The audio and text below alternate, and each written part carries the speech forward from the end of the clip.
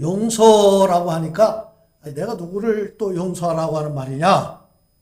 사랑의 시작이라고 하니까 그러면 나에게 사랑이 없다는 말이냐? 부담부터 느끼기가 쉽습니다. 그런데 이 표현을 잘 생각을 해보면 용서의 핵심은 바로 십자가이기 때문에 십자가는 용서고 용서는 바로 십자가라고 하는 것을 우리는 깨닫게 됩니다.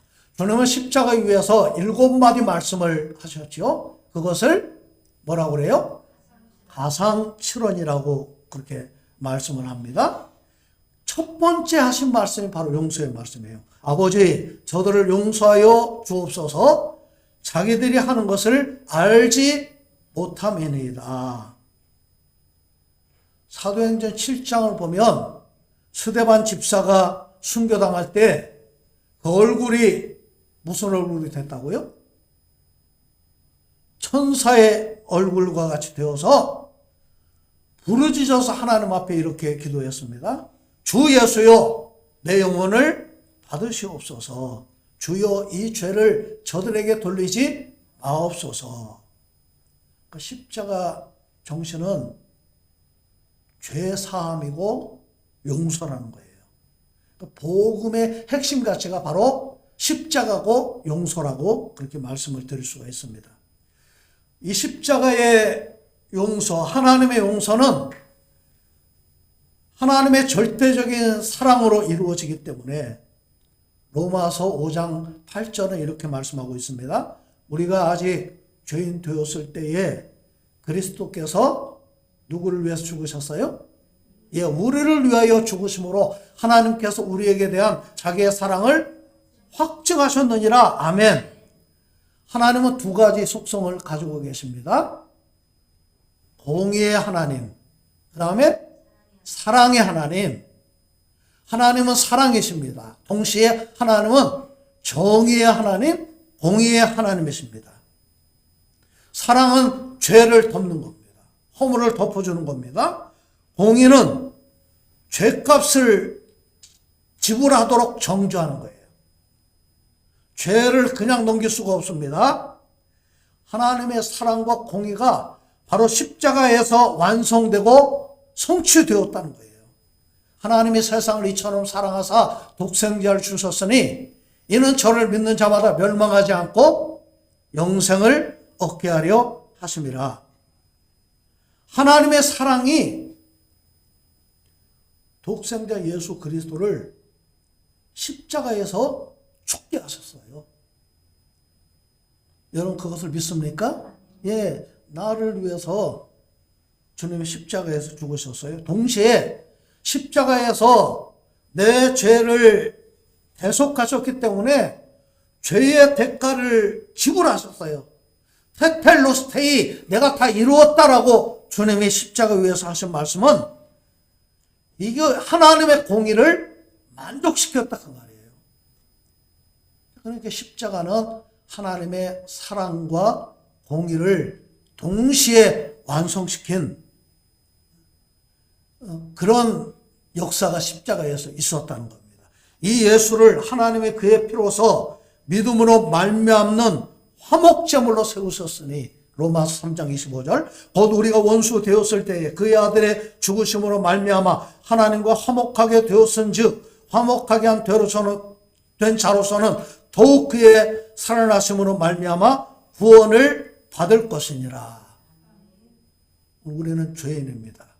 모든 사람이 죄를 범하였음에 하나님의 영광에 이를 수가 없고 죄의 싹은 사망이라고 로마서 6장 23절에서 말씀을 하고 있습니다.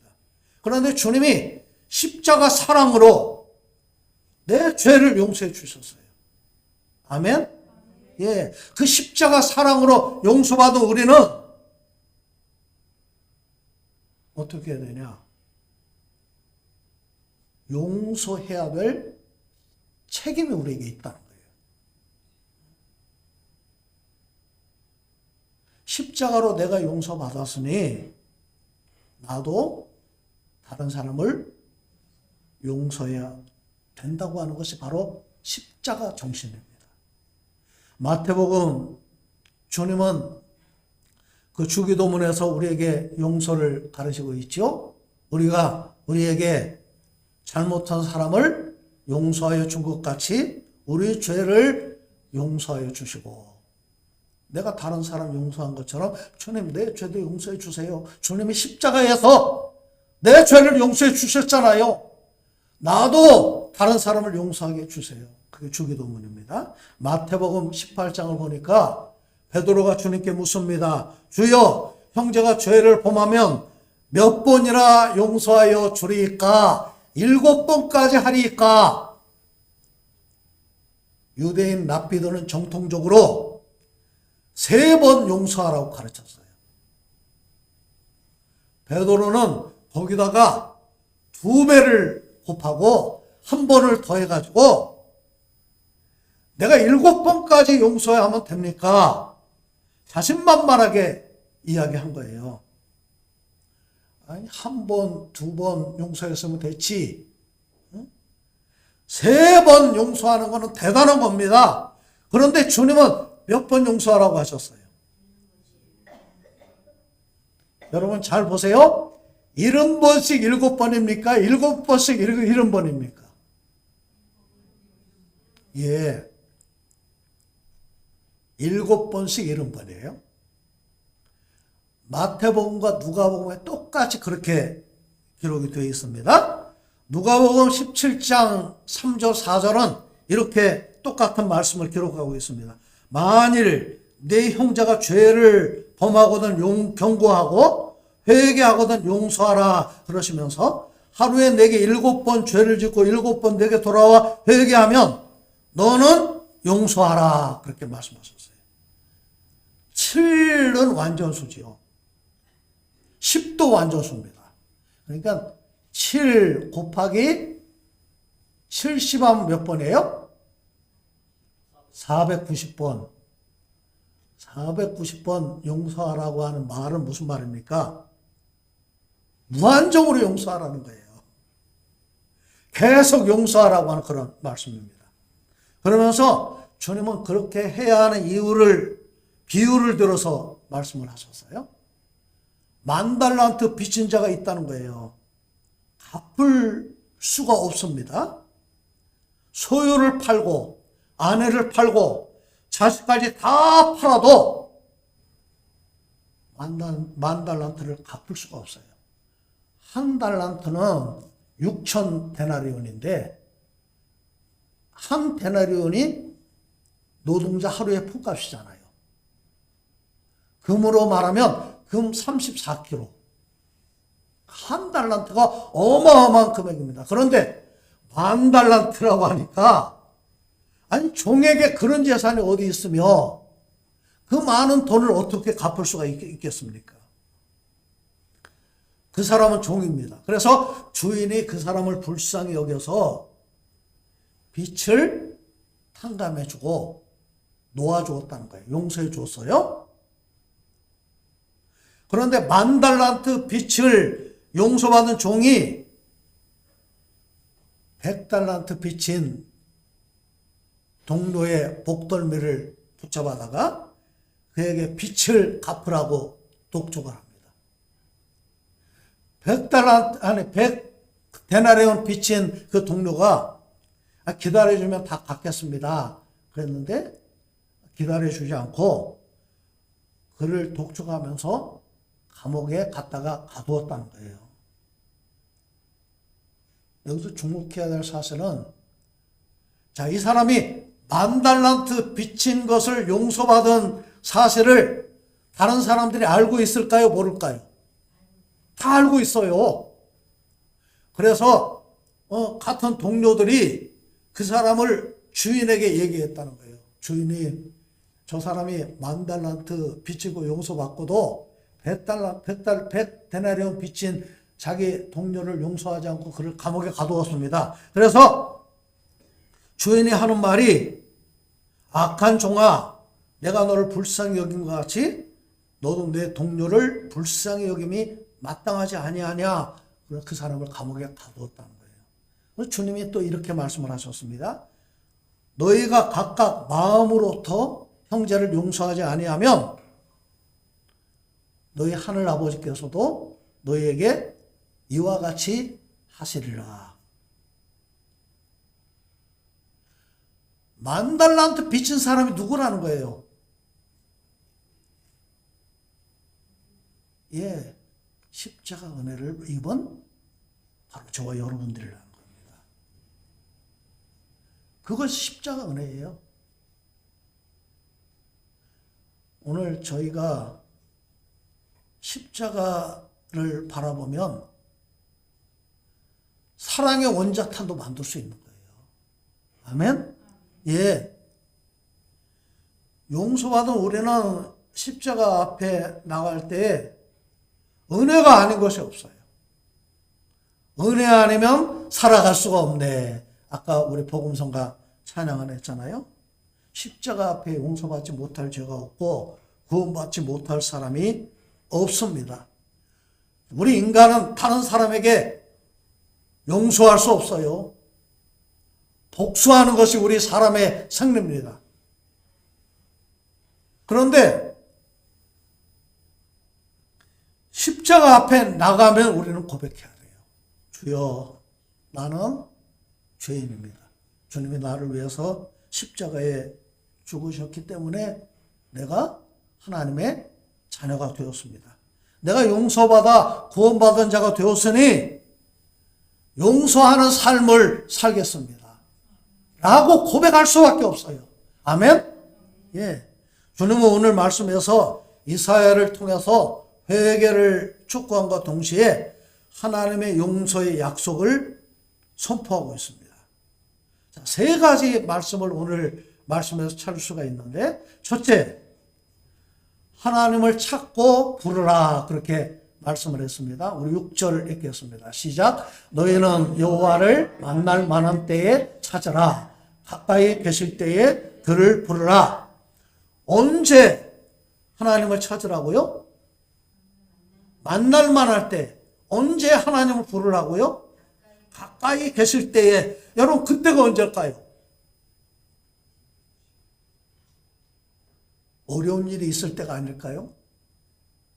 내 힘으로 해결할 수 없는 어떤 문제가 있을 때가 아니에요?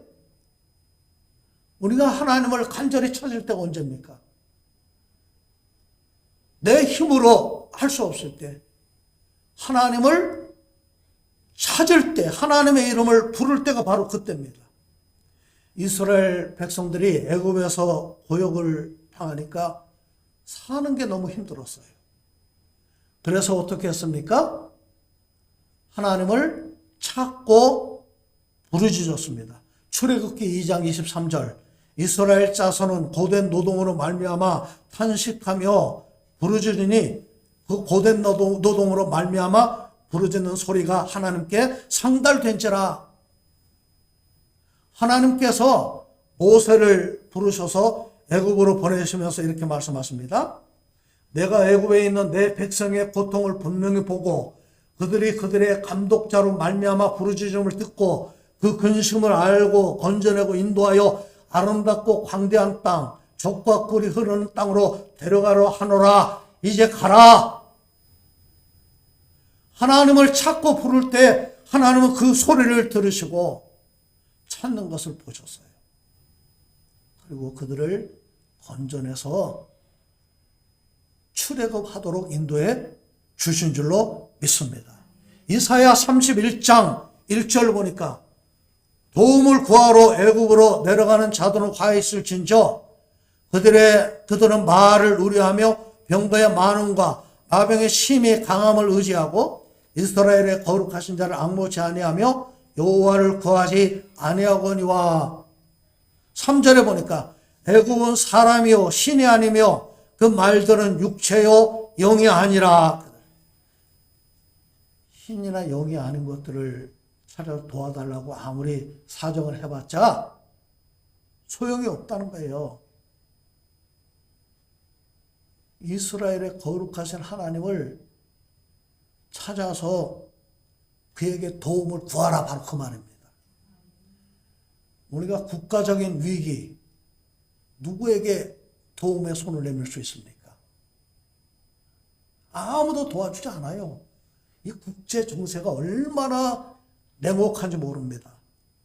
가정적인 위기, 개인의 위기가 우리에게 있을 때 다른 사람에게 도움을 구하지 말고 살아계신 하나님께 도움을 구하라는 거예요.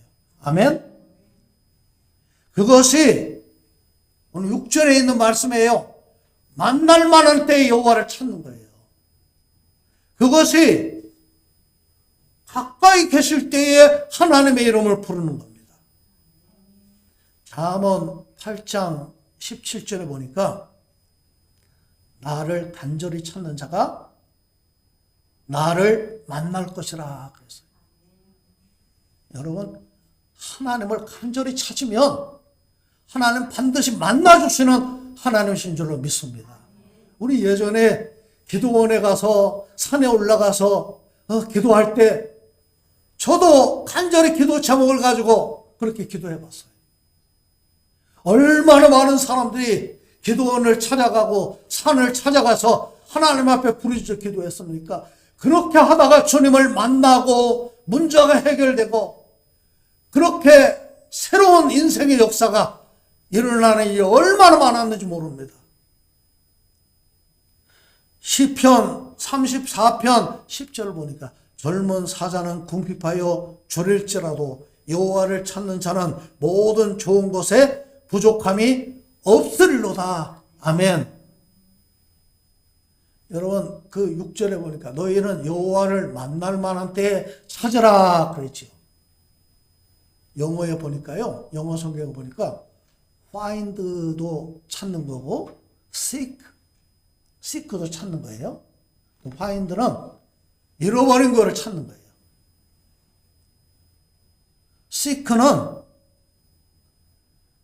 기회를 찾고 목표를 찾는 거예요. 하나님은 어디 계십니까? 하나님을 찾는 것은 seek예요.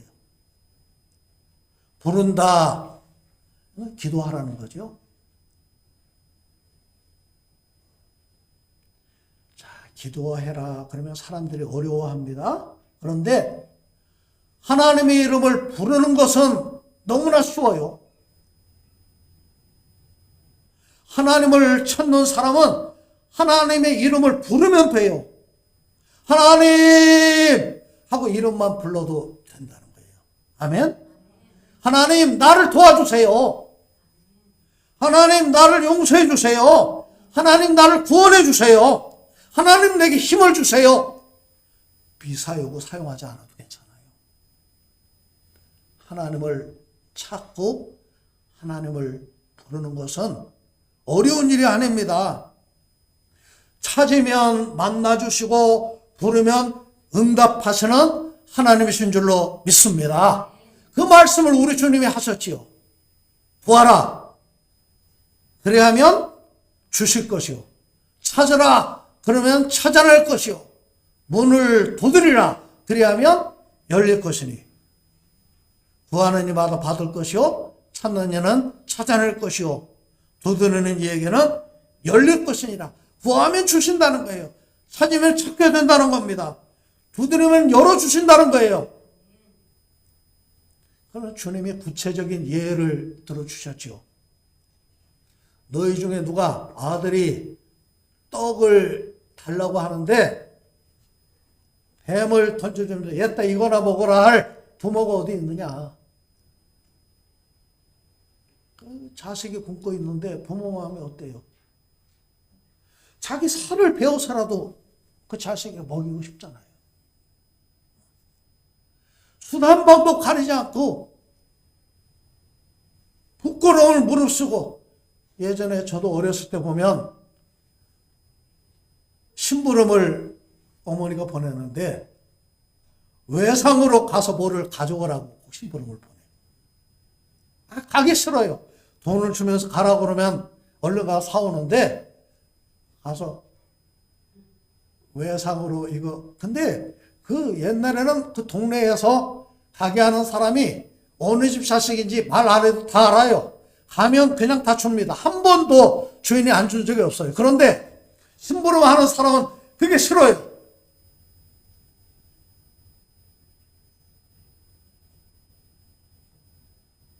부모 마음이 빚을 내서라도 자식이 먹을 걸 주고 자식이 옷을 입혀주고 논을 팔아서라도 소를 팔아서라도 자식에게 등록금을 대는 게 바로 부모 마음입니다.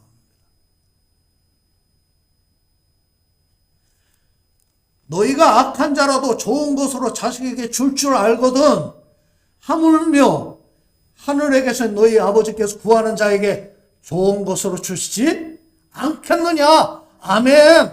하나님은 좋은 것을 주시는 하나님이신 줄로 믿으시길 바랍니다. 우리가 하나님을 찾지 않는 게 문제지. 하나님을 부르지 않는 게 문제지.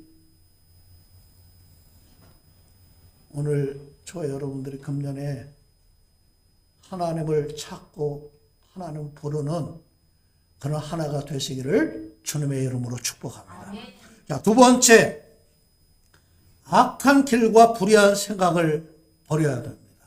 우리 7절 앞에 있는 말씀을 읽겠습니다. 시작. 악인은 그의 길을, 불의한 자는 그의 생각을 버리고 여호와께로 돌아오라.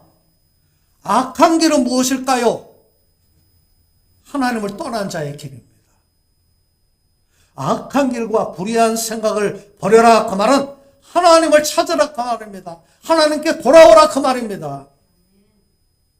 역대하 7장 14절 보니까 내 이름으로 내를 일컫는 내 백성이 그들의 악한 길에서 떠나 스스로 낮추고 기도하여 내 얼굴을 찾으면 내가 하늘에서 듣고 그들의 죄를 사하고 그들의 땅을 고칠지라 그랬어요. 시편 1편 우리가 잘 아는 말씀이 있잖아요.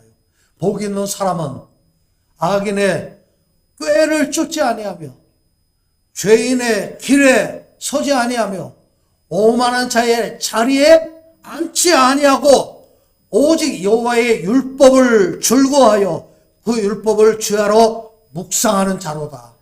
저는 시냇가에 심은 나무가 시절을 쫓아 과실을 맺으며 그 잎사귀가 마르지 아니함 같으니 그 행사가 다 형통하리로다. 악인은 그렇지 않으며 오직 바람에 나는 겨와 같아도 그러므로 악인이 심판을 견디지 못하며 죄인이 의인의 회중에 들지 못하리로다. 대저 의인의 길은 여호와께서 인정하시나 악인의 길은 망하리로다. 아멘. 악인의 꾀, 악인의 길, 죄인의 길, 오만한 자의 자리, 내 생각대로, 내 욕심대로 사는 길이 바로 악인의 길이에요. 하나님의 뜻을 따라, 말씀을 따라 사는 길이 바로 복받는 길인 줄로 믿습니다. 하나님을 떠나서 내 생각대로 살고 내 길을 가는 것은 망하는 길이라는 거예요. 시편 1편의 말씀이 바로 그런 말씀이에요. 천국으로 가는 길은 좁고 협착합니다. 그래서 주님이 마태복음 16장 24절에 이렇게 말씀하십니다. 누구든지 나를 따라오려거든 자기를 부인하고 또 뭐하고? 예, 십자가를 지고 십자가 앞에 나가지 않으면 안 돼요. 나를 따를 것이니라. 누구든지 제 목숨을 구원하고자 하면 잃을 것이요 누구든지 나를 위하여 제 목숨을 잃으면 찾으리라. 아멘. 그러니까 세 번째, 긍휼과 용서의 은혜를 입어야 됩니다. 7절 다시 한번 읽겠습니다. 시작. 악인은 그의 길을, 불의한 자는 그의 생각을 버리고 여호와께로 돌아오라.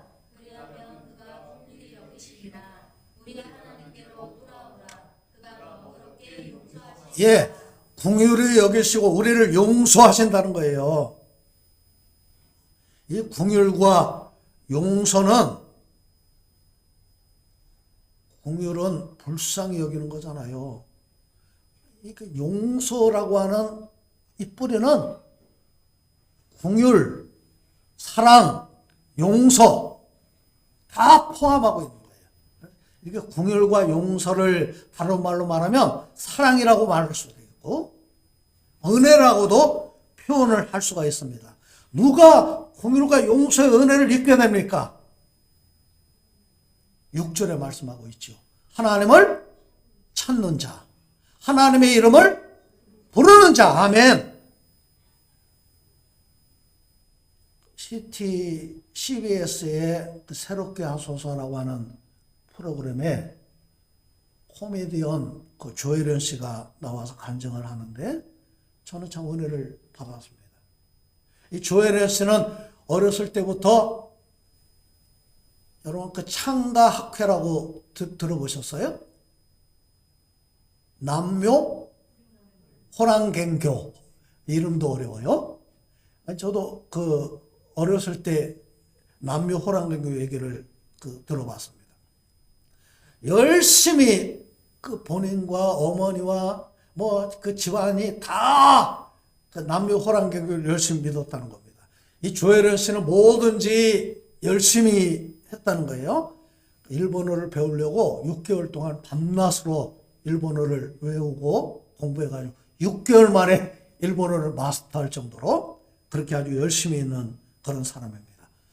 그 친했던 그 이성미 씨가 자꾸 그 전도를 한 거예요. 그냥 자기는 단호하게 그렇게 말을 했다는 거예요. 언니, 다시 그 말하면 내가 다시 안 볼 거야. 이 성격이 그렇게 강한 거예요.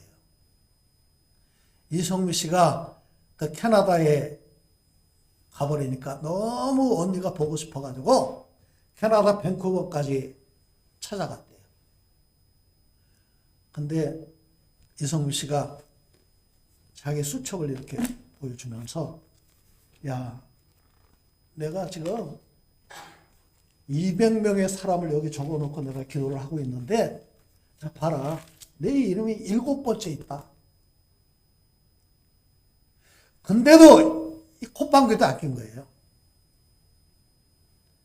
이성미 씨가 캐나다에서 돌아와가지고 야, 우리가 지금 연예인들끼리 모여서 예배 드리는데 너 꼭 한번 알아. 너무나 간절하게 부탁을 하니까 그 온누리교회에서 모이는 그 연예인 연합 예배에 한번 참석을 했대요. 뭐 보니까 이성미 씨가 얼마나 좋았겠어요. 그리고 막 그 예배 끝나고 광고 시간에 소개를 하는데 내가 그렇게 눈물로 기도하던 조혜련이가 지금 이 자리에 왔다. 그러면서 잠깐 일어서라. 일어섰대요. 근데 그거로 만족하지 않고 앞으로 나와라. 그래서 화가 나가지고 앞으로 막 나오면서 문을 박차고 밖으로 나갔대요. 그러고는 내가 다시는 이성미 씨 안 본다. 전화번호도 지워버리고 손절을 했다는 거예요. 자, 그러다가 조혜련 씨가 일본 활동하면서 어려움을 겪고 이혼까지 하고 그러면서 이제 중국어 배우겠다고 중국으로 갔는데 거기서 그 남편 될 사람을 또 만난 거예요. 근데 그 사람이 또 이제 전도를 하고 한번 교회 가자. 그래가지고 어쩔 수 없이 교회를 갔는데 우리 교단의 그 수소교회라고 있잖아요. 황병헌 목사님 있는 그 교회에 출석을 했는데 이번은 특징이 뭐냐면 성경을 그렇게 알고 싶더래요. 그래서 성경을 열심히 가기 전부터 자기는 성경을 열심히 읽었다는 거예요. 그래서 이분이 100독 이상 지금 성경을 하고 있는데 말씀 통해서 느낀 게 뭐냐? 하나님 마음을 알고 하나님을 더 사랑하게 되었다. 뭐 어쨌든 이분이 그 예배드리러 가면 교회에 하나님은 한 사람의 예배자를 찾습니다 라고 하는 문구가 써 있는데 그 문구를 예사롭게 읽고 이렇게 들어갔는데 예배드리려고 딱 눈을 감았는데 하나님의 음성이 들리다는 겁니다. 혜련아, 내가 너를 오랫동안 기다렸다. 그 말씀을 듣는데 그냥 자기도 모르게 눈물이 막 폭포처럼 쏟아지면서 하나님, 내가 이제부터 예배자의 삶을 살겠습니다. 그러면서 지금 얼마나 많이 간증을 하고 그 어머니도 전도를 하고 팔남매인데 가족들을 다 전도하고 큰언니만 지금 남았대요. 얼마나 열심히 이렇게 전도하고 성경을 읽는지 모릅니다. 우리가 십자가의 은혜를 못 입은 저와 여러분들이 십자가 사랑을 깨닫고 우리도 용서하는 삶을 살고, 우리 표 다 같이 한번 읽어보겠습니다. 시작. 예, 용서 사랑의 시작입니다. 실천하는 우리 모두가 되시길 바랍니다. 우리 기도하겠습니다.